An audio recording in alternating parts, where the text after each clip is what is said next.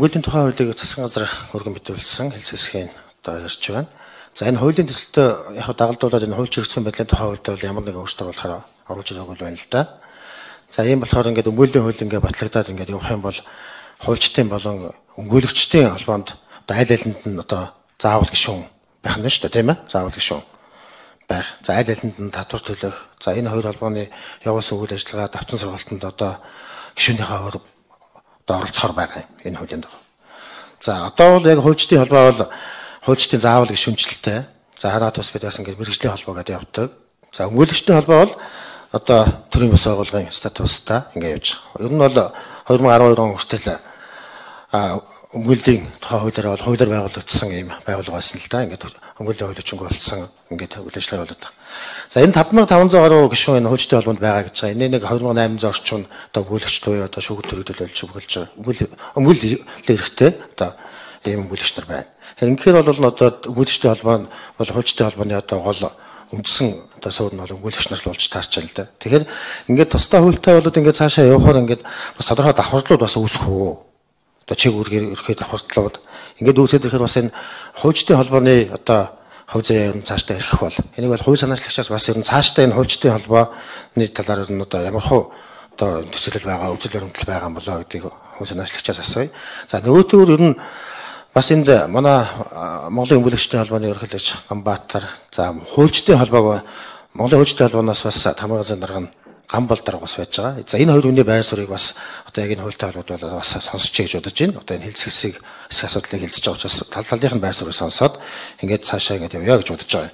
За ер нь бол одоо хуульчийн гэсэн байдлын тухай хуулийн хувьд бол бас их 2013 онд бол анх гарсан. Гэтэ энэс хойш бол 10 удаа нэмэлт өөрчлөлт орчод байгаа. За нэлийн өөрчлөлт хөдөлгөөнд орсон. За үндсэн хуулийн цэцгийн бас 7 дүгнэлт гарцсан. 7 дүгнэлт гарцсан. За эндээс бас хэд хэдэн бол үндсэн хууль зорчсон тухай асуудлууд яригддаг. За энэ хуулийн бол гол амин сүнс болсон одоо хуульчийн хэрэгцсэн хуульчийн мэргэжлийн үйл ажиллагаа гэсэн одоо гол зүйл байж байдаг. За энэ ямар хүрээг хамрах юм. За хуульчийн мэргэжлийн үйл ажиллагаанд хариуцлага тооцох гэдэг энэ гол зүйлүүд бол үндсэн хуулийн засгийн төгөлдөр бас өчнгөө болсон байгаа. Ингээд бол энэ хуульчийн хэрэгцсэн байдлынхаа хуулийг бол одоо нэгэн одоо тодорхой хэмжээнд бол авч үзэж эргэж харах за ийм шаардлага бол байна л да. Тийм учраас одоо сайтар ярилцах шаардлага байдаг. За ийм болохоор энэ чиглэлээр одоо бас та бүхний бас байр суурийг сонсъё гэж бодож байна. Ер нь бол хуульчдын холбооны нийт гишүүдийн 50% өмгөөлөгчтэй ажиллаж байгаа нь үнэн л дээ. Тэгэхээр энэ хэрэгцээ байдал ингээд батлагдаад гарсан тохиолдолд бол нэлээд хүндрэлтэй болчих гээд байдаг. За нөгөө талаараа бас энэ хуульчдын холбоог бол бас татан буулгах гэсэн бодол бас байдаггүй. Яаж энэ ямар бүтцтэй ямар хэлбэрээр байвал зохистой вэ гэдгийг бид нар тал талдаа сайн яриад л байгаа. Тэгэхдээ бидний одоо их анхаарлын төвд байгаа зүйлээ нь хуульчийн мэргэжлийн үйл ажиллагаа гэдэг яа томьёолохоос цаашаа яаж байх вэ гэдгээс бол гарч ирчих гээд байгаа юм. Хоёрдугаар бол яг хуу тэр татвар бол давхцсан байдалтай байдаг боловч ер нь бол татвар бол бас нэг тийм агттай тийм хүндрэлтэй татвар байдгүй л те. Сарын 20 мянга, жилийн 240 мянга байдаг юм л та. Энийг бол ажил хийж байгаа улсууд бол нэг хадирдаггүй, ажил хийхгүй улсууд бол хоёрдугаар татвартай байна гэдэг. Татваргүйгээр яаж зохион байгуулж бүтцэн байж болохоор байна гэдгийг бас бид ярилцж л байна. Тийм учраас бас одоо дараагийн бас яамны бас бодлого бас их хууль тогтоогчдын бодлого ямар байна уу гэдэгтээ уялдуулаад бид нар сандаа гаргах болох юм аа гэж. Гамбалдар харуул. За сайн байцгаана уу. Хуульчдын холбоог төлөөлөөд ирсэн. Хуульчдын холбооны хамгийн газрын дараа Гамбалд байна. За сая гишүүдийн ярьсан ерөнхийдөө асуудал дээр бас нэмэлт тодруулга тайлбарууд хэлье гэж бодлоо. За хуульчийн хэрэгцсэн байдлын тухай хууль маань батлагдаад 5 жил болж байгаа. Мөн холбоо маань бас яг хуулиа дагаад 5 жил ингээд үйл ажиллагаагаа явуулж байна. Ерөнхийдөө яг хуульчдын холбоо маань өмгөөлөгчдийн холбооны за өмгөөлөгчийн хэрэгцсэн байдлын тухай хуулийг бол байр суурь зарчмын эсрэг байгаа. Ерөнхийдөө энэ хуулийг харахаар өмгөөлөгчдийн холбоо гэдэг бүтцийн байгууллага бий болох заалт маань өөрөө гол асуудал яваад байгаа. Гэтэл цаана яг энэ өмгөөлөгчийн одоо эрхцүүн байдлын тусгасан гол одоо тэр өмгөөлөгчийн эрхийг хангах, баталгааг хангах, нууцыг хангах өмгөөлөгчийн үйл ажиллагаагаа дэмжсэн заалтууд нь яг гол одоо хэрэглэгдэх эрүүгийн процессын хуулиуд, захиргааны процесс, иргэний процессуудаа ингээд сууж өгөөгүй. Ерөнхийдөө нэг байгууллагын хууль яваад байгаа. Тэгэхээр яг одоо хүчин төгөл төр мөрдөгдөж байгаа бүх хуульчдын одоо хуульчийн нэгдсэн стандарт мэргэжлийн хариуцлагын асуудлыг зохицуулж байгаа. Хуульчийн эрх зүйн байдлын тухай хуульдаа энэ өмгөөллийн хэсгийн асуудлаа нэмэлт оруулах замаар тэр бүтцийн байгууллагын асуудлаа шийдээд тэр яг процессын хуулиудтай холбоотой өмгөөлөгчийн эрх зүйн байдлын асуудлаа яг холбогдох хуулиуд нь суулгаад өгөх зүйтэй юмаа гэсэн зүйлийг бол хуульчид бол саналаа хэлдэг. Бид энэ асуудлыг өнгөрсөн онд хуульчдын форум, хуульчдын симпозиум гэдэг улсын хэмжээнд, олон улсын хэмжээнд ингээд зохион байгуулж ирсэн. За үүн дээр ирсэн хуульчдынхаа саналууд болоод гарсан зөвлөмжүүдийг бол үндсэндээ ингээд хүргүүлсэн байгаа. За ер нь түрүүн хэд хэдэн асуудлууд бас яригдлаа. Ер нь энэ хуульчийн эрх зүйн байдлын тухай хууль батлагдсанаар энэ өмгөөлөгчийн эрх зүйн байдал өөрөө сайжирсан уу, чадвар нь муутчаад байна уу гэдэг асуудал ярьсан. Энэ дээр бид судалгаа хийж үзсэн.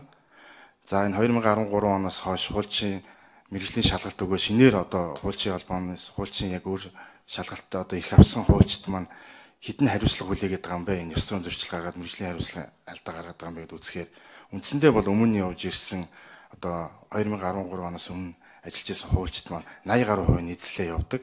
За харин ч одоо хуульчдын холбоон дээр шалгалтын үйл ажиллагаа явуулснараа бол хацсангуй бол чанар чадвар нь бол маш их дээшилж байгаа. Үндсэндээ одоо 1500 эрх зүй шалгалт өгөхөд бол нэг 10 хүрэхгүй хувьтай 150 хүн тэнцдэг явж байгаа. Тэгэхээр энэ асуудлуудыг сайжруулах бол яг одоо байгаа хуулийн дээр нэмэлт одоо тэр өмгөөлөгч цаашаа иргэний чиглэлээр, эрүүгийн чиглэлээр, за захиргааны чиглэлээр явхад сургалтуудыг давтан өгөөд ингээд явах болцоо байгаа. Түүнээс одоо зохицуулалтаар бол хуульчдын холбоон дээр шалгалтаа өгчөө дахиад энэ өмгөөлөгчдийн холбооны ерөнхийлөгчөөс очиж одоо гэрчлэгийг одоо авах ч юм уу юм сонь зохицуулалт явж байгаа. За хуульчийн эрх зүйн байдлын тухай хуулиар хууль зүйн сургуулийн магадлал итгэмжлэх асуудал төрөнд огт хэрэгжихгүй байгаа гэж байгаа. Энэ маань өөрөө боловсролын багц тухай хуульд бол өөрчлөлт оруулахаар ингээд ажлын хэсгээр оруулсан явж байгаа. Хуулийн зөрчил гарцсан ингээд хэрэгжихгүй ингээд удаан явж байгаа. Бусдаар бол үйл ажиллагаа маань бол цаашлаад яг хуульчдынхаа яг одоо эрх үүргийг хамгаалсан, за хуульчийн нэгдсэн стандарт тогтоохыг мэргэжлийн хариуцлагын үйл ажиллагаа маань бол хэцэнгүй сайн явж байгаа гэж үзэж байгаа. Энэ дээр бол хуульчийн эрх зүйн байдлын тухай хуулийн мониторингийг бол хийсэн байдаг. Тэгээ энэ үүгээр бол үр дүн бол их өндөр гарсан байж байгаа. Тэгээ цаашлаа одоо энэ дөнгөж энэ бас бэхжиж байгаа энэ хуульчийн мэргэжлийн өөрөө өдөржсөний байгууллагын тогтолцоогоо илүү сайжруулад явъя гэдэг зарчмын байр суурийг бол хуульчид өгж байгаа. За. Хууль санаачлагч болон бас ажлын хэсгийн гишүүд хариуллаа. За эндээс үзэхэд бол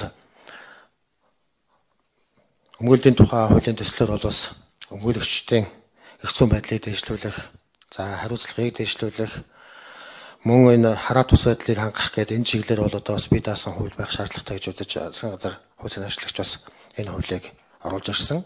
За гэхдээ үүний зэрэгцээ бас уг хуультай уялдуулаад хуульчийн эрх зүйн байдлын хувьд бол шинжилсэн найруулга хийж оруулж ирэх одоо асуудлыг бас төлөвлөж байгаа хууль санаачлагч бас хэллээ. За инхээр энэ асуудал хоорондоо уялдаатай бас шийдвэрлэх ёстой гэдгийг хэлээ.